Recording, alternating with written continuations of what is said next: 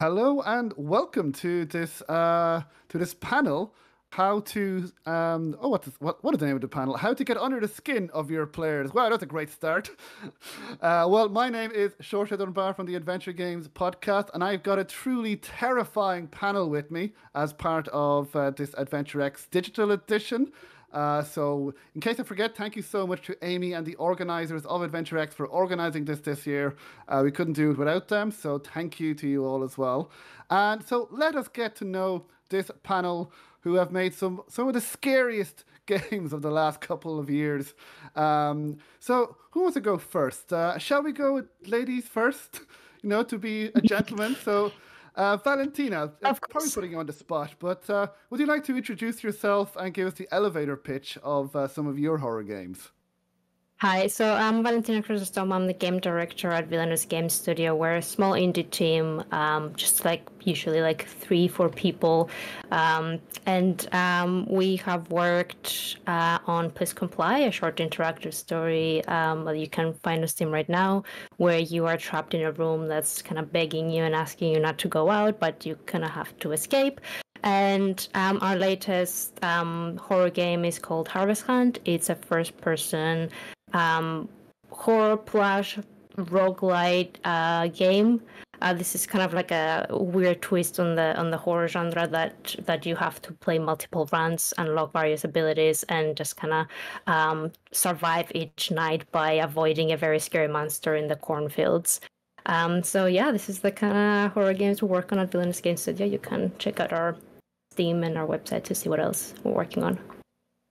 Thank you. Yes, well, as we were mentioning, the art style in particular of your latest game, Harvest Hunt, particularly looks beautiful, and I'm That looking is our forward to. outlet, Uriel Colders. Gotta give him a shout out. Uriel is like amazing, and he's done all the artwork, concept art, all the modeling. So go check him out on Twitter, on socials. His name is Uriel Cordes. Thank you. I look forward to digging deeper about those games. And so now, next, well, Xalavier. I know people probably recognize you. They probably know you. They've probably played your games, or some of them at least. Would you like to introduce yourself and, well, tell us what horror games you have worked on?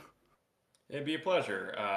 My name is Xalavier Jr. I've been in the industry for 14 years, developing games for 8, and in that time I've worked on a little over 100 games. So when you work on 100 games, you will end up making something in the horror genre. And I've been fortunate to work on things like Stranger Things VR, things like Magic the Gathering, as well as stuff at my own studio, Strange Scaffold. We've made 15 games in the last 5 years, several of which were in the horror genre because we are all about figuring out how to communicate really ambitious stories and gameplay with, for lack of a better term, more sustainable development cycles than the industry typically encourages or spotlights. So we made a horror game in a week with Mr. Bucket Told Me To, which is part of the first DreadX collection. We made Space Warlord Organ Trading Simulator. We made Clickolding very recently. We made Life Eater, a horror fantasy kidnapping sim. We keep coming back to the horror well, and we keep doing it in a different way. Right now, we're working on a match 3 survival horror comedy RPG called Creepy Redneck Dinosaur Mansion 3, and that is all driven by a core ethos of how do we explore the next avenue of horror or discomfort that players don't know that they need yet. Yeah, there's certainly a great mashup of genres there, and yeah, you've made a lot of games. I wasn't actually aware that you made Stranger Things VR, so now I'm particularly looking forward to playing that. But That was a as writer I on it, yeah. told you before recording, I played Clickholding, and I better be very careful how I say that word. A couple of nights ago, and I will never be the same again. It really freaked me out, and I've only had one playthrough, and I want to play it again to see what else I can do. But I would encourage people to check out that game at least, and then the other game, Life Eater, where you play as a kidnapper, I believe. Which not many games you play as a kidnapper, I don't think. Yeah, it's you are a druid living in modern day suburbia, and you have to sacrifice your neighbors in order to delay the end of the world on the behalf of a god that you aren't sure exists. You do a little bit of kidnapping along the way, and that was inspired by having interesting. There's all these interesting conversations about licenses occurring in video games these days, and we were like, well, if you were going to make a Saw game and you were not going to use a license, how do you translate some of the moral quandaries and the interest factors of that franchise into your own world? And that culminated in being like, we aren't going to make a trap simulator. We aren't going to make a escaping trap simulator. There's something really interesting that we don't talk about, though, right in the middle, where you are what happens before the first victim enters the room, and we ended up spiraling original world and game looper off of that. And for a brief period of time, it wasn't supposed to be an original game. It was originally going to be an official Pac-Man game, and I'll tell other people about that off this stream. Okay. I was not expecting really any of that. But I look forward to discussing more about, well, that and other horror games that you have mentioned on this panel. So thank you, Xalavier. And okay, so next, well, Evan, hello. We met at Reboot earlier on this year. We spoke very briefly. You were very kind to do a video interview about your game, Broken Spectre, which is on VR, which I reviewed on the Adventure Games podcast. And well, first of all, how about you introduce yourself and give us the elevator pitch of any horror games that you have worked on? Thank you. Yeah, my name's Evan Jones. My studio goes by Games by Stitch. We are based in Canada, and we, you're right. This year released a horror, cosmic horror, Lovecraftian horror game completely in VR. It uses hand tracking like entirely in its gameplay, and it's the story of trying to climb a strange and dark mountain looking for your missing father and finding out all of the secrets of your past. It thankfully won Best Horror Game at Fear Fest this year, so we were really amazed by that. And it's really fun to work with VR in horror genre. Yeah, well, again, another game that freaked me out. So, and you're such a nice guy as well. All of you guys are really nice, but made some really, creepy horror games. We'll look forward to discussing that game in more detail. So thank you, Evan. And then Adam, I believe. I got that name. I got the because you have a brother, and I got the right brother, right? That's correct. Well, hi, I'm Adam Vian from SFB Games, which is a company I have with my brother Tom. And officially, it's just the two of us. We work with other people sometimes, but it's just the two of us, so it's very small. We've been making games for a long time. Started making games back in the Flash game scene for Newgrounds and Armor Games and Congregate and that kind of thing. Moved up through iOS and onto Steam and now consoles. We've made a bunch of stuff. We've made Snipper Clips. We made Tangle Tower. But this year we released a horror survival game called Crow Country, which is on most platforms now. And it's kind of a Resident Evil / Silent Hill flavored indie survival horror game set in an abandoned theme park called Crow Country. And you play as a woman named Mara who's looking for the owner that's gone missing. And there's a mystery and there's twists and horrible things come out of the shadows. And yeah, it's a good time. yeah, no, and again, another game that I played on my PS5, and I loved it as well. And it's, well, at least it was critically acclaimed. I believe it got 8 out of 10 on Edge. Tim Schafer said he really enjoyed it. And I believe it won Best PlayStation Game for May. So, yeah, so that's really good right there. So thank you, everyone. So that's a little bit of a flavor of what games you have all worked on. So now I suppose we'll talk or just ask you guys generally about horror and about horror games. And I guess my first question is, what do you guys believe are the main elements to make a good horror game? So I don't know who wants to go first. We start with, well, Evan. Will we start with you? I'll put you on the spot first. Put me right on the spot. All right. The I will tell you that best necessary elements for a horror game. Go. Right. Well, I'm gonna quote my mentors. We brought in some incredible executive producers for this project. One of them ended up was one of the creators of Blair Witch, and another created this amazing podcast called Video Palace. And what they really guided me to do was to find something that truly scared me. It was that was the sort of earliest part, is that like from a conceptual theme, it was not just about like big jump scares or something. It was like deep down, what can you say, you know, I'm uncomfortable even thinking about it. And so that really pushed us to like dig a few layers below the surface of just like, you know, zombies or something like that. I think that all of the scariest things that you can think of will kind of emerge out of something more primal. And so that's my first answer. And the other is that I'll tell you something that we learned along the way of development, is that our favorite moments in our game were the moments where the player realizes what's going to happen or what they need to do and doesn't want to do it, or like doesn't want to open that door. And like opening a door is not scary, right? It's that understanding of saying, I know exactly what's going to happen when I open this door, and I know that I have to do it at this moment. And so that was something that we really tried to linger in, that sort of anticipation part of the horror. And that's, anyway, that's enough. I'm sure other better answers.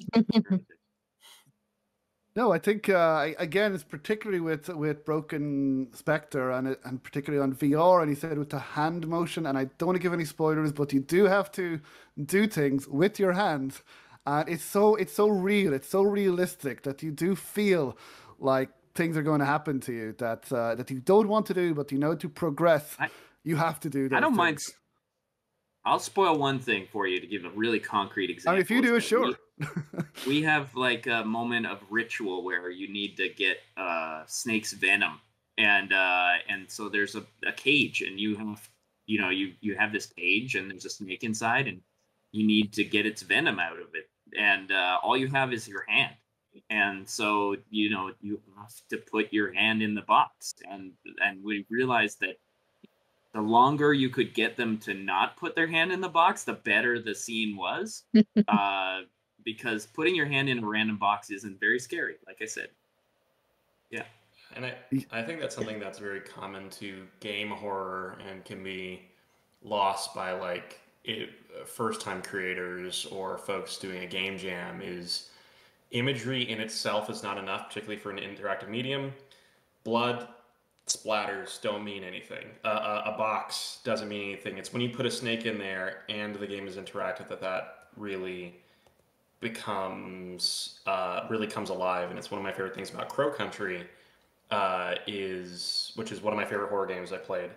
Not to put you on the spot, Adam, but one of my favorite things about how Crow Country handles that interactivity is it's a small thing, but in the retro horror revival, everybody's bringing back Resident Evil, everyone's bringing back Silent Hill. The twist on how you do aiming and how it forces you to hyperfixate on pieces of the screen. You're so aware that you can trigger traps, and there's all these opportunities, but also risks whenever you pull out a weapon. It means that there's very carefully chosen moments of tension and non-tension. I could run up to a thing, and when I run up to a thing and interact with it, time is paused, but I know as soon as it unpauses and I finish inputting this code, the world will come rushing back in. And it can be very easy as a game designer to get fixated on like, oh, how would it work, right? Very realistic, very grounded. Horror, you can bend the rules in a very fundamental way to say, maybe time doesn't stop when you interact with the keypad. That's a choice. Maybe it doesn't. Yeah. That's a choice. And Crow Country makes so many really precise choices to mean you are always dangling on the edge of tension and non-tension, and it makes the game loop incredibly chewy. Thanks very much. Yeah, my answer is entirely about game loop. So when I think about what's the most important thing for a horror game, for me it's the game and not the horror, because if I'm not engaged in a game loop, then I don't care, and I will never care about anything that's going to happen. So I'm very kind of mechanically minded, very game design minded. So, I need to have areas that I'm choosing to move my character between. I need to have a motivation for doing so. Usually I'm involved in a puzzle or progression puzzle of some sort.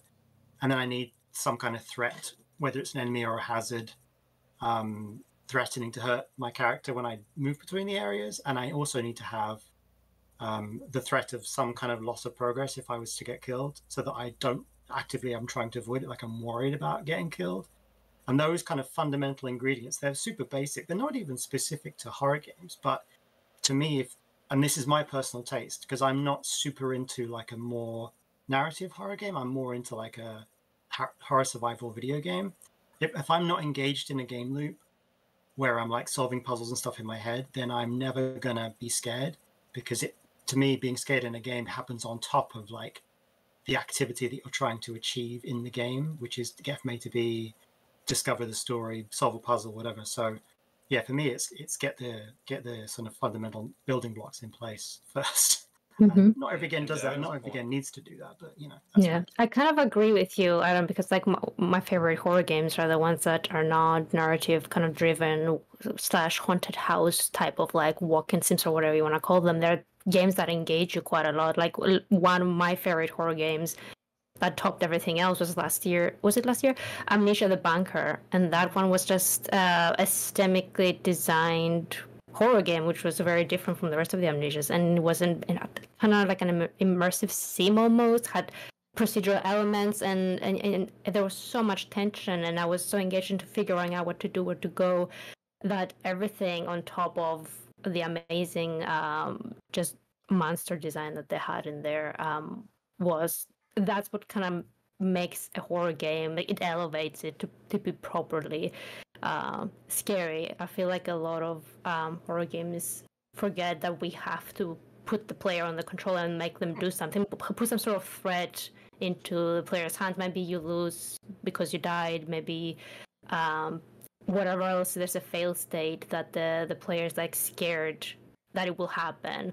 And I love kind of like your example with putting like the hand in the box, because I feel like that wouldn't have worked maybe on any other game, but in VR you are literally it's your hand, you think it's your hand, so it's like so scary. You just, when you said that, I'm like, oh my god, like in VR I would be terrified. If like in any other sort of like, I think it was a third person like survival horror game, like actually Silent Hill does that, where you have to, the recent one, the remake, where you have to put your hand into a hole and you have to click X to do that. And it's like, okay, I'm not really scared, I'm just clicking X, or I'm not doing it. But if you do it in VR, even if it's just a random box, even if you don't know exactly what it is in there, or if there's something that's dangerous to you there, it's immediately like changes the interactivity, and yeah, I think that's quite scary. Yeah. Interactivity is also something that happens in your head. To Evan's point, like inevitability is such a great tool. I don't know if any of you have played the Rusty Lake series. No, but I know them. Yeah, the Rusty Lake Adventure series is so much. I picked up a scalpel. Oh shoot! And then you go through the previous things you've encountered in the game loop, and the exact next thing, and you're like, I'll have to do that. That would be so weird. Why do I have to do that? What's gonna happen? And then when you use that scalpel, it opens a hole. It's inside of a man's body. Why are you going inside the hole in a man's body? And the idea of inevitability and interactivity are things that live in a player's head as well, which goes to well-designed game loops. It all works together to provide a more compelling experience, and the immediate compulsion of horror doesn't work without that. One of I think it's an underrated Silent Hill game is Silent Hill Origins. No one ever talks about it, but in that game, the other world, which is the kind of scary, rusty, everything's bleeding version of Silent Hill, you access it through a mirror, and you have to like, interact with the mirror to get there. And so it's a button you have to press. It's a choice you have to make. And once you learn that, if you walk into a room and you see a mirror, you just go, oh God, and that's an amazing moment. Like, I'm going to have to do this at some point, and I'm going to have to do it. The game's not going to do it to me. I'm going to have to make this choice. Yeah. It's really effective. All I remember from Silent Hill Origins is picking up televisions and throwing them. That's also fun. Which was really fun, I gotta say, yes. Do I need to play Silent Hill Origins? Of course, good. Yes. It's quite good. Yeah, good stealth. Okay. And that's Sam Barlow, is that correct? Did he make that? Mhm. I think you might He be right, worked Oh no, on right? that, I believe so. oh no, he made Yes. another one. Anyway, yeah, no, Oh, sorry. Shattered Memories was Shattered also Memories, right? yes, yeah. Yes, that's yeah. Similar era. Yeah, no. Well, look, thank you for that. And yes, no, you mentioned Valentina about the fact that it's in VR and that you are actually putting your hand in and it has hand tracking. And I think that really, and when I was reviewing the game on the podcast, and I just played a trailer for my two colleagues, and they've played horror games, they're into Lovecraft, but after I played the trailer, and they both went, nope, oh my God. And it was not to do with the quality at all because it, it looked fantastic, but they were terrified just by the trailer. So you really did your job there, Evan, with the trailer and with the whole game. I'd certainly recommend it. But then following on from that, how do you go at creating an atmosphere? A horror, creepy atmosphere in your game. So I don't know if this is maybe similar question, but I don't know. Xalavier, do you want to start with this because your games are unique. Your games and they're the last game I played it was short, but it was very creepy all the way through. How do you go about just setting the atmosphere? I think atmosphere is a holistically built thing. So one of the great things about this panel of people is each one of them has constructed a very specific vibe for their project, and the reason their projects work is because everything works to fulfill that. So there was a discussion really early on Creepy Redneck Dinosaur Mansion 3 where part of the vision process of the game is we don't begin production of a game if we don't know what it's going to sound like, at least for the most part inside the studio. And we kept looking through different genres, we kept trying different sketches, nothing worked, and then it was like, oh, there's literally only one thing that works for this game, and it's polka. If it doesn't have polka, then it's not going to function. And I think when I'm trying to construct an atmosphere, that real intentionality and knowing how every piece impacts another piece, which means if I'm going to take inspiration from, I was about to say rip off, take inspiration from another game or a series that I love, I don't just take the thing. I think really deeply about why those things work for that other project, so that I don't pluck an element that ends up being a dissonant chord in my own. Everything has to work together, basically. That's the thing, and your starting moment becomes so important as a result. So I thought, especially because it's hard to debug, because it means that QA testers have to sit for 10 seconds before they can do anything. The start of Clickolding, you are just staring at a dude in the dark for like 5 to 10 seconds. And that was something I fought for, because someone staring at you in the darkness for like 5 full seconds, reaching over slowly, taking their own time, and then clicking on a light, that establishes a power dynamic very quickly. Who's in control here, and that this is not going to this is not going to be reliant on your own timing. Yeah, no, that's definitely the control dynamic, because when he's telling you to click faster, and then there was one time where I just stopped clicking, and then he mentioned, "Oh, you stopped clicking," and immediately I went, "Oh, okay, I'm going back." And you were about to say something as well, Adam. Oh, sorry, Adam. Yes. I was just going to give my answer because I just wanted to sort of. I was just thinking about, you mentioned sound right at the beginning of your answer, and for me, atmosphere is 99% sound design, because when you're prototyping a game, or when I'm prototyping a game, I start with grey box. There's nothing there, and the moment the game has atmosphere is the moment you put in sound. So it's 3 things that make it work. It's environmental ambience, which is if you're outside, it might be distant traffic, dogs barking, insects, wind. If you're indoors, it's usually some kind of electric noise, or a ventilator, or a mixture of all of these things layered up, and they can be really, really, really quiet. But once you put them all in, it feels like a space. Which then from then you can build atmosphere. But if you don't do that, I feel like you've got nothing. And so you want environmental ambience, and then you want a footstep sound if your character is walking around. And if the footstep sound needs to be correct for your character's feet and for the floor that they're standing on. And also the third thing is the level of reverb. So the reverb has to feel correct. So if they're in a palace hall, it's reverby. If they're outside, it's not. And once you get those things, then your game feels like it takes place in a place, and your character feels like they're in that place. And that's like most of the battle. If you've got that, then from anything from there is going to feel, real and atmospheric, basically. So my answer is just the ambient sound design. Yeah, I think I 100% agree. I was gonna say to create an atmosphere, like create like great audio design and have that. The moment you add audio in the game, it's like, ooh, sounds like a game, and actually be very intentional as well with on top of audio. To add it to the atmosphere, I would say be very intentional in your pacing, because I believe like horror games, and there's a reason why they're all slow. It just allows you to take in everything. So if there's like water dripping from the wall, if you got audio playing from that, if you got like some paper rustling on the ground and you can see it like past you, and you just take everything in, and you're just waiting.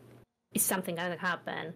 If you've got great audio design and you've got great pacing in horror games, that kind of creates this immersion, this engagement, and then that creates this kind of mental model of the atmosphere that we're talking about.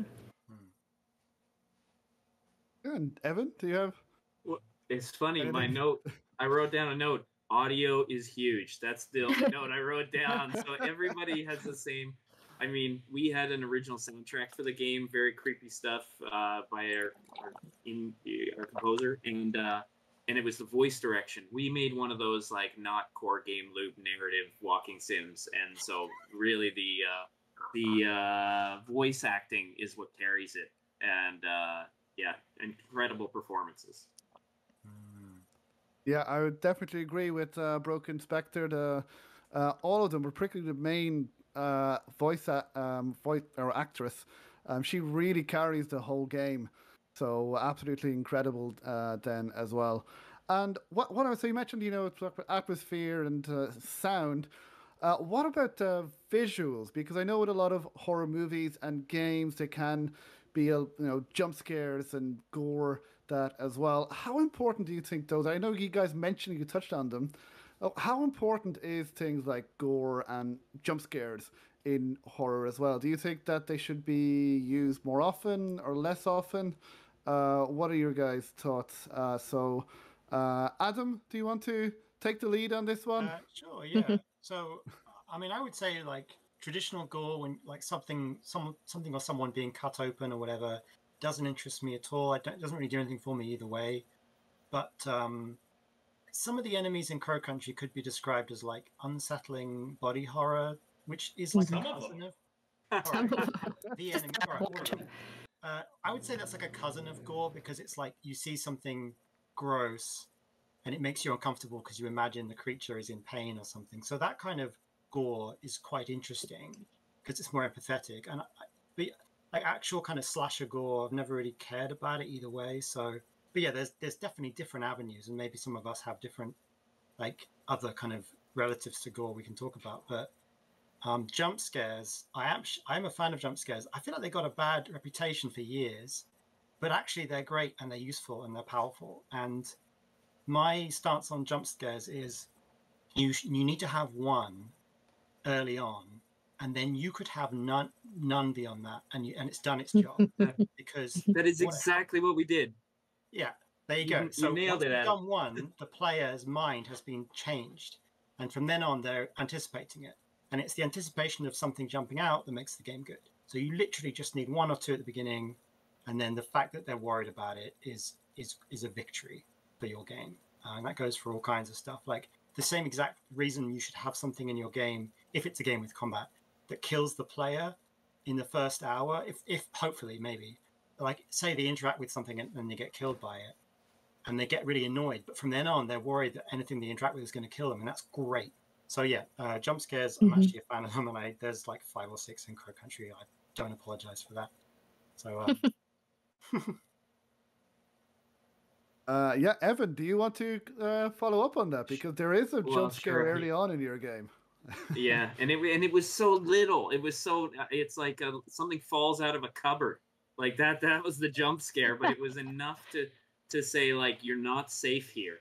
Yeah, And I mean, we used a really unique trick in VR. I'm sorry to make this a VR thing, but we realized that we had gaze detection. Is that you don't get to direct an interactive story, and so but we did know when people looked at something.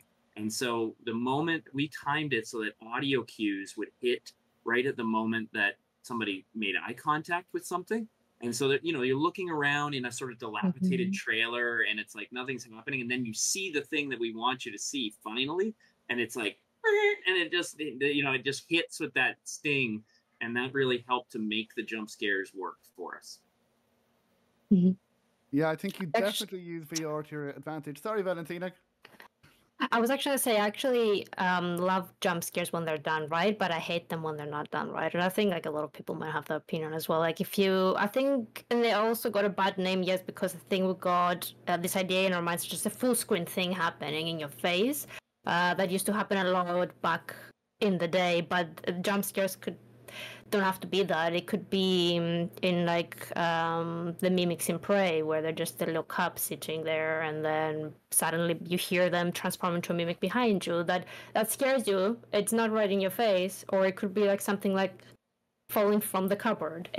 Those are also like, it's just a scare that happens when nothing else is happening, and then that's always great. And that it has to, if it happens in creative ways, I absolutely love that, because that's the thing. This is where we're at. I think we're not making any games anymore where we have to put an image of a screaming woman like pop up in your face or anything like that. I think we're way beyond that. But if we make them in creative ways, they can be really good. If you keep repeating them over and over again, they become tedious in a way that the player's just kind of dreading them and just waiting for them to happen, and actually might start to think about them instead of what they're actually doing in the game. So yeah, I think the most senior answer is like, it depends on how you use them. For me personally, gore, I think when I was like younger, I would be more scared of gore. But I think we get so much in our media, in the media now, like in television and games, that I'm almost past that. Like, I wouldn't mind if I saw something really good happening. Like, it doesn't really affect me. I think it should be, for me to be affected by gore, at least personally, is like, it needs to matter why the gore is happening, rather than just being there for the sake of gore.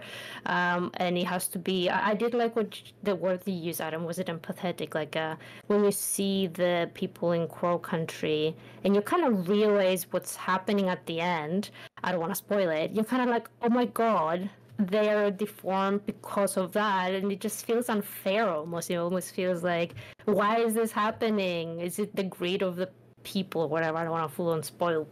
But that's what I thought, and that kind of works, rather than just see blood on the ground. That's not going to do anything, right? Yeah, I think for me, what that makes gore and jump scares into is a comedic context.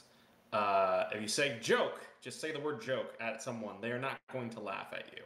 And so the idea of setup and punchline in the very direct way that works really well with an interactive medium like games. I think if more horror games look at comedy, we would have a lot of horror games that worked better. Not because they would be funnier, but because the same way you construct well-organized gore or well-organized jump scare, the idea of how you set that up in terms of your atmosphere and then pay it off in terms of a moment that impacts your player, the stronger it is. And that's why I love systemic. Oh, sorry, I was going to say. No, go ahead. Sorry about the odd weird pause, but that's why I love systemic horror. So, specifically the horror of systems. So, Life Eater was inspired to, again, Evan's earlier point. I was thinking about how when I was growing up, everyone would tell me, never share your name on the internet, never put your age, never put your face, never put your current location.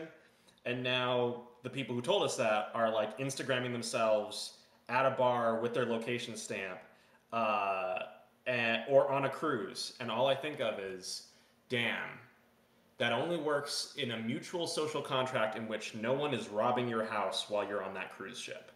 And the idea of making a game that literally just like kind of lets you set yourself up for thinking as you're intruding in someone's life in Life Eater, you think suddenly you see like looking through trash as one of the options, and you think of like, I don't tear up any of my personal information before I put it in the trash. That moment embedded in the base of your spine is not just horrifying, it is fundamentally comedy. Do you mean you don't soak up any personal information in water or burn it before you throw it in the trash? What are you doing? I'm sorry. You take pictures of yourself while you're at a party? Oh, bad luck, buddy. And you tag yourself at a location now, as you mentioned it.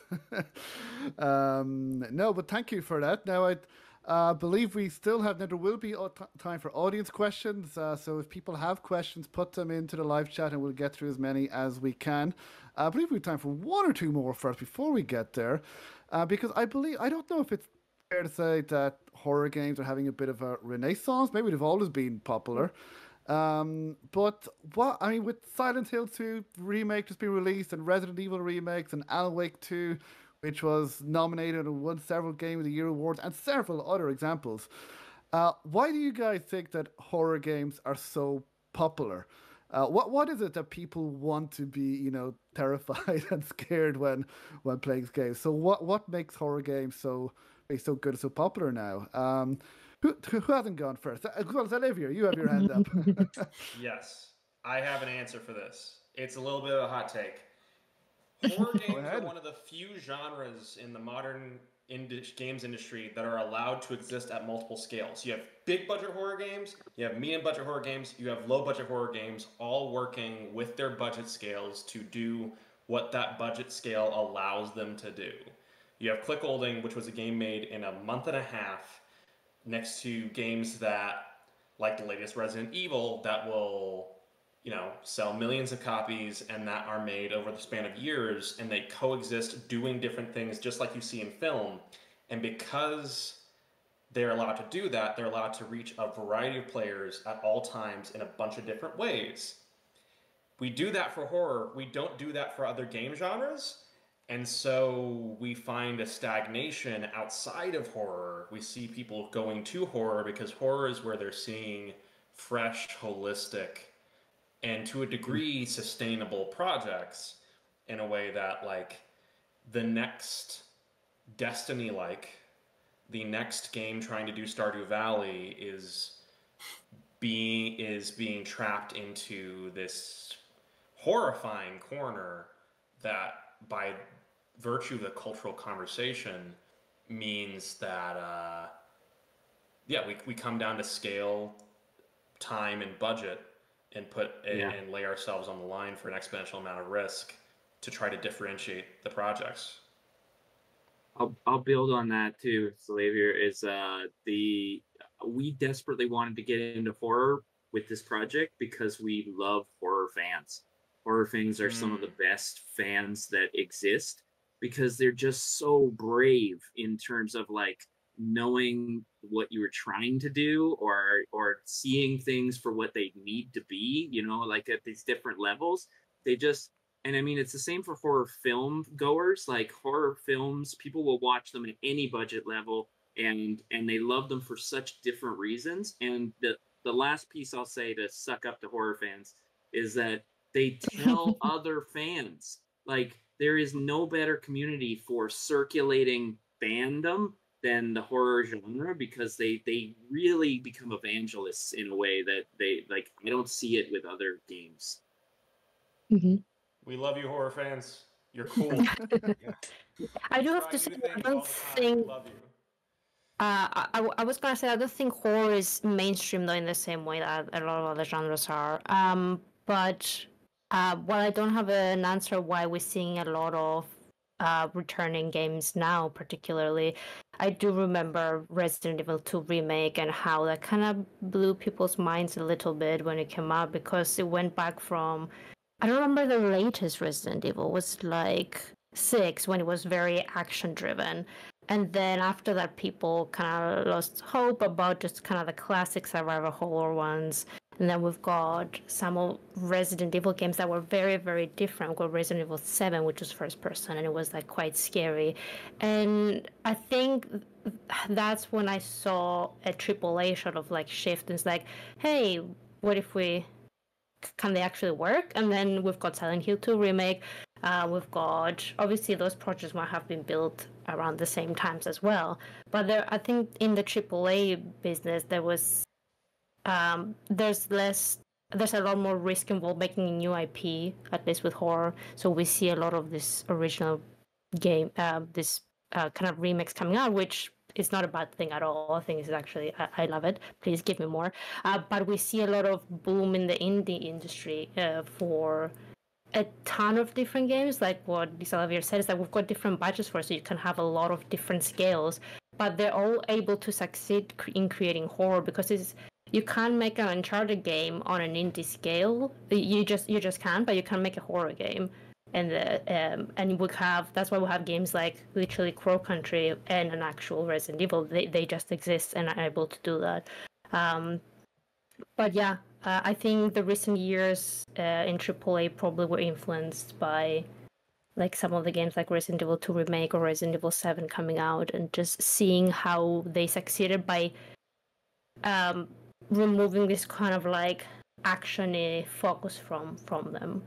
Going back to their roots. Yeah, I would agree. I think we're basically living in the wake of all the Resident Evil stuff that Capcom has been doing successfully for a long time. But also, alongside that, it seemed like Naughty Dog just kind of accidentally ended up at Yeah. with Last of Us, and that was a massive thing, both those games. So, yeah, with Last of Us and with Resident Evil, it's just kind of like, okay, yeah, these are the biggest games in the world. They happen to be horror games. It's funny that nobody talks about The Last of Us as an actual horror game. They always say it's like an action, a post-apocalyptic thing, yeah, it's not always horror, right? Like half of it is pretty much horror for me. When I played, I was like, "Whoa, not going to make a horror game for me? Yeah. Thank you." I was like, "Perfect." I was like, "Yes," and I just didn't see people talk about it as if like horror is back, people in AAA. And I don't feel like that ever happened, but it kind of was if you think about it. I think it's interesting. Like if I think about maybe why Naughty Dog ended up doing a game like that, it ties into what I think people are looking for when they see a horror game that appeals to them. I don't think they see a horror game and think, I want to be scared, I want to play that. I think horror games are just a way to say to the audiences, hey, this game is going to be engaging and emotionally engaging, and you're going to feel something when you play it, and the visuals on the screen are going to matter. And all these things that might not necessarily be true in the AAA space, for instance, or even in the indie space. With a horror game, it's like saying, okay, this is a single player game. You're going to be immersed. You're going to feel something, and you're going to care. And horror games just do that sort of by default, maybe. And so it's just a good bet for a single player game in any era.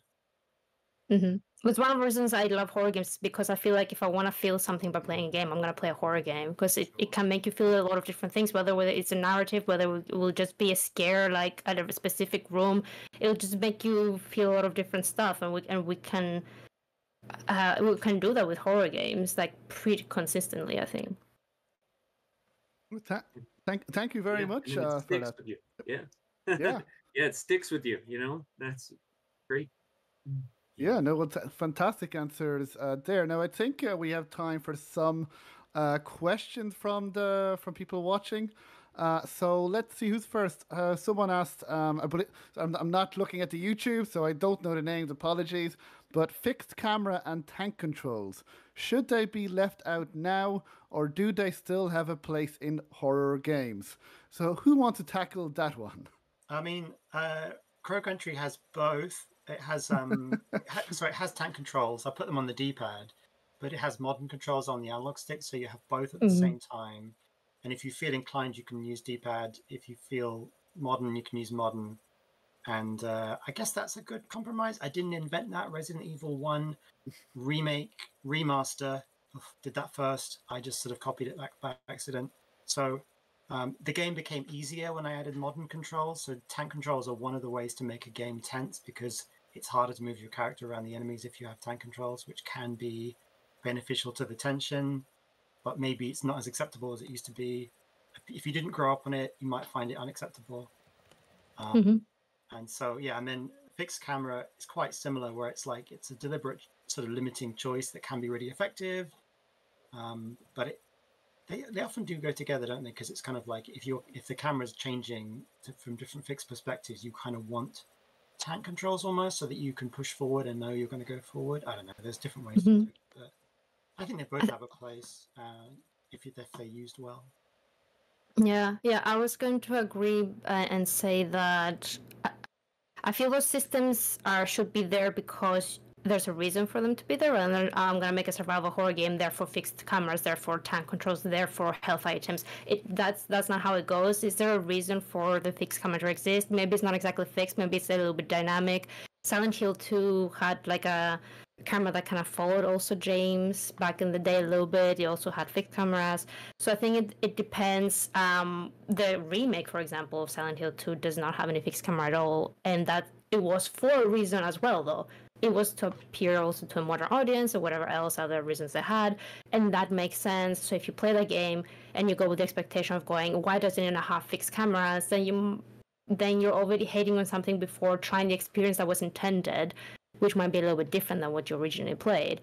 So there's a lot of great games with fixed cameras like Crow Country, Tormented Souls, Signalis, all that stuff, and they all have a place, especially I think in the indie scene, it's a lot more approachable. If you wanted to market, though, a game, I feel, to wide mainstream horror audience, you would probably find it harder with fixed cameras because it's much easier to pick up the controller, to go into something you already go 100 times, a third-person character, and you know the exact controls. You know that if you press square, you're gonna pick up something. You know if you press R2, you're gonna hit something. So a lot of this, it's like you're kind of balancing out maybe the business side, the marketing side, the who are you trying to sell it to, and also like what your game design ideals are, what you want to do with the game. So they definitely have all of the stuff has a place, but you need to know what are you making, what is that place you're making it, and do you want to be in it, to choose it intentionally.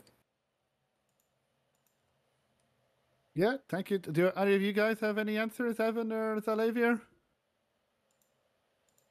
You go ahead.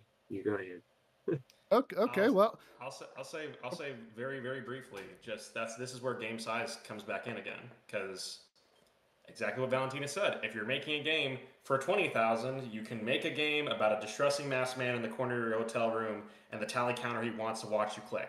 Like, that doesn't make sense to spend a year on that game, maybe even 6 months. 2 months, though. You can, that suddenly is, you buy for yourself weirdo creative choices the smaller and the more nimble you are. And I think that's kind of universal no matter what artistic medium you're in, whether it's comics, whether it's games, whether it's film. So tank controls, that is not the most mainstream choice. Rather than saying, I'm going to make the tank control game that brings it back, baby, just make a smaller game. Could be the answer. I'd like to add really quickly that I think all game designers at all levels and all budgets should examine how we've plateaued into modern standards post-Resi 4 with over-the-shoulder third person, and it's really, really apparent now. And I just think we should start deconstructing that in all directions all the time, because it's getting boring when that's the default for no reason. So it might not be an issue of tank controls or fixed camera, but like, ask yourself, should this game be over the shoulder third person? Maybe it could be something completely different, so that's just this. Bloodborne is one of the best horror games that's ever been made, and it's just straight up an action RPG. Yeah, there you go. And Evan, do you have any answer for that, or? No, I mean, we don't have fixed cameras in my world, so in VR. Yeah, we're okay. Oh, yeah. Well, I think we have hopefully time for one last question before we finish. I know there's another talk coming up very shortly. So the last question for you guys then, and again, I apologize, I don't know who asked this, but thank you for the question. How do you choose what pieces of story/lore information to reveal to the player when constructing your narrative. And they go on to say that they feel it's a really fine line between keeping things too vague and revealing so much you ruin the magic completely. And they say Crow Country really nailed this middle ground for me. So, so I was Adam, going do to you say want to this answer is that really since hard. they mentioned Crow Country? Yeah, I mean, no, I was, my brain went into gear as soon as you said this because it's something I've obviously spent a lot of time thinking about, this balance. And usually I end up taking stuff out. The ending of Crow Country used to be more obvious and more was said out loud. And then we took stuff out. And I basically, I end up thinking, well, if people end up speculating on Reddit about what's really going on, then that's a good thing. And I'm happy for that to be the outcome. Because if it stays in your brain as like a wait a minute, what does this actually mean? Then that's cool and good, and it means it's art and it's interesting. So yeah, maybe I would say go a little bit vague more than go a little bit too detailed, just as a sort of very broad measuring stick. I would also say, like, during development start, it's okay to add more detail, more information, but then kind of have playtesting and start trimming stuff down. Maybe move that note somewhere else, or maybe just delete that completely, or and just make sure to have enough time during development to kind of like playtest and polish that and go over and over again. If somebody else played it, how did they understand it? And I think it's honestly probably one of the hardest things to do in games in general, just like balancing out what information you want to give the player at any time. And that's also related to mechanics, tutorials, anything. It's just, is it at the right time? And narrative is also the same. Or what are we breadcrumbing along the way, and when are we doing it? It's one right. Actually, again, sorry, to go back to Silent Hill 2 Remake, I think the Italian version had like an audio bug where it literally said at the very first hour of the game, it spoiled the ending of the game, and they had to fix that. So one tiny thing, one localization gone wrong of one sentence, it can spoil everything. So I think it's extremely hard to balance stuff out. And then there's also bugs. You never know what's going to happen. Yeah. The metaphor that I would jump in with is the one about, not showing the monster is scarier.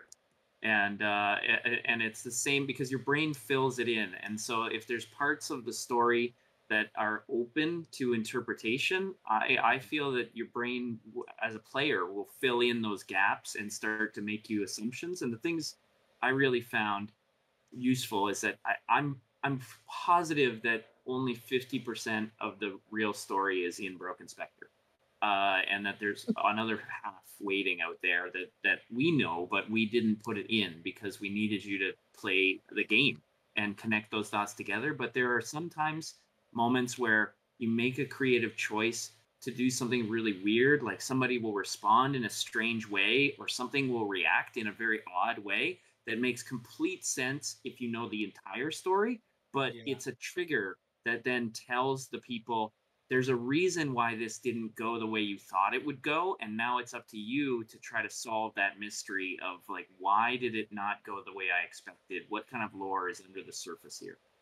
Yeah, one of my favorite ways to give the player information is to not give the player that information, but you give them the silhouette around that information.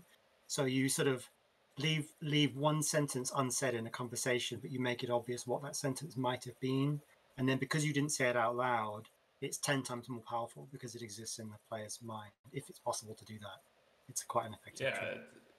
To use a comedy example again, not to present my grand manifesto that all horror is actually comedy, thank you. It's don't explain the joke, right? So if you have a setup, you have a punchline, there needs to be a description. You can't just do the setup and be like, laugh for me, please? You also just can't do the punchline, but the explaining of the joke is the place where horror dies. So when I'm figuring out information delivery, I think, have I provided a setup and punchline, but have I also not explained the joke? And that ends up being my barometer for figuring out what's too much or too little. Just to add something briefly as well to answer the question, how do you add the right information into the game and when to present it to the player? Basically, I feel like during development you have to create a lot more information than anybody will actually see, but only have the right stuff in the game. So there's actually a lot of work that we do that nobody's ever gonna see. You have to think about, and then it's like so much maybe lore or maybe just even just small stuff. And you talk about the characters maybe. I don't know, whatever it is in the game, right? And you start talking about them with other people in your team, and that can be weeks and weeks of work. And then in the game, it will be just one node. Like that somebody wrote. To describe it in writing terms is know the iceberg, write the tip. That's great. Yeah, you just say much better than I did. I'll just leave it to you. No, thank you. Well, I think we need to finish up. I could talk to you guys for another few hours at this because I'm really enjoying it. But there are other talks, I believe, on AdventureX this evening. Well, huge thank you to all of you. Go play your games, people watching and listening, because they're genuinely really good. And I've reviewed a few of them on the podcast already. And I genuinely, mean it. If I'm critical, I will be. But with your games, I've really enjoyed them. So congratulations on making such great, well, in this case, horror games, or great games in particular. And again, thank you so much to Amy and all of the organizers for AdventureX for making sure that AdventureX still happened in some fashion this year. And I hope to meet you guys in person again. Well, Xalavier and Evan and Valentina and Adam, I hope to meet you guys as well. So thank you so much. And again, thank you to everyone for watching and for your questions and for listening. Thanks for having us. Thank you so much. Thank you. Bye. Bye-bye.